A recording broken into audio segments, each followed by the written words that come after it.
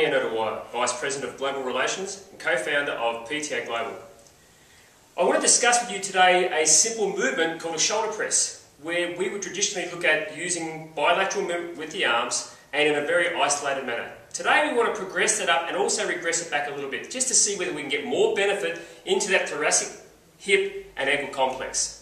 My choice of tools is going to be ViPR. Now, we could use any sort of tools, but the ViPR for me is a very intelligent way of feeding information into the body.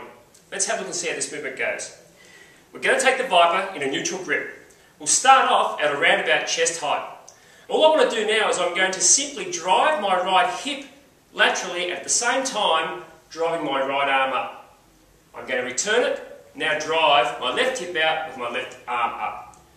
The great benefit of this movement is what I start to introduce into the body is what we call rhythm and timing. And when we look at the shoulders, when we look at the thoracic spine really needs as much help as it can get to move in the 16,000 positions that it recognises. Now I'm simply driving the hips laterally, which is now once again creating more upregulation, more stabilisation, but when we start to look at metabolic rate, we now start to see that it's going to burn more energy, burn more fuel in the body. We're going to get the clients an overall result which is going to allow them to actually get some sweat up, have some fun and get some great benefits from the movement. We'll drive from the ground up and from the top down, so the ankles will now be moving predominantly in a lateral motion. The hips will predominantly be moving in a lateral motion and the thoracic spine is predominantly moving in a lateral motion. So we are now introducing movements to the body that on an everyday basis we don't normally get.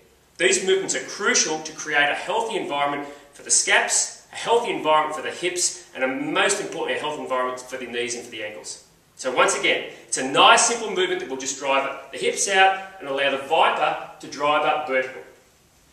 A regression of that could be just simply, and I'll turn side on just for the video, is to simply take a bilateral grip in a neutral position, and I'm just gently going to drive now the ViPR above my head.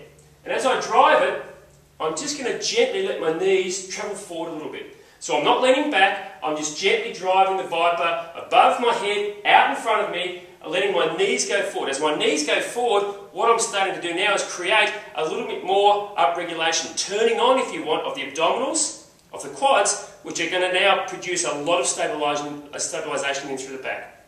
So once again, I'm going to not make the movement big, I'm going to keep the movement nice and subtle, but I'm allowing the rhythm and timing now to come into the exercise, which allows the body to be able to facilitate the movement in a nice, comfortable, non-challenging manner.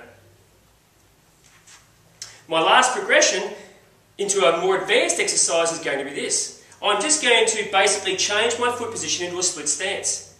And at the same time now, I'm going to do the same exercise as before. I'm going to drive the hips out and reach up. Now what this does is it starts to facilitate a much different change into what happens at the tissue in through the ankle complex and the hip complex and obviously into the thoracic spine.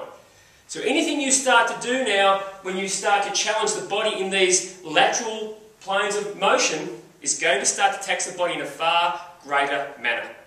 So as you'll find with these movements, make sure that your client can do them. Start off with what we would say a bubble where the clients are comfortable to move. They're not being challenged too far, they're not outside their comfort zone, and the body's going to respond to it.